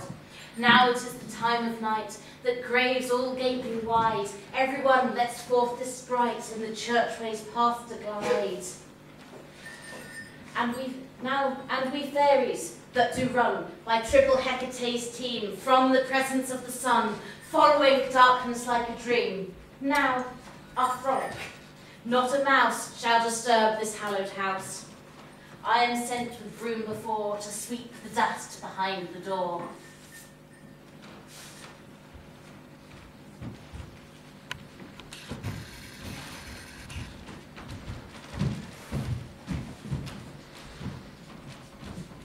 Through the house give gathering light, by the dead and drowsy fire. Every elf and fairy sprite hop as light as bird from briar, and its ditty, after me, sing and dance it trippingly. First, rehearse your song by rote, to each word a warbling note. Hand in hand, with fairy grace, we will sing and bless his place. Now until the break of day, through this house each fairy stray. To the best bright bed will we, which by us shall blessed be, and the issue there create ever shall be fortunate. Therefore shall the pairs, faithful lovers free, ever true in loving be. Trip away, make no stay, meet me all by break of day.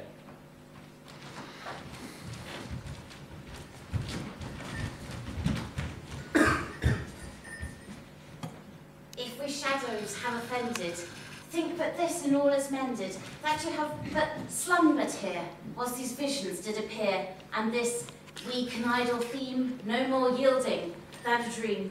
Gentles, do not reprehend, if you pardon, we will mend. And as I am an honest puck, if we have unearned luck to scape the serpent's tongue, we will make amends ere long, else the puck a liar call. So, give me your hands, if we be friends, and Robin shall restore amends.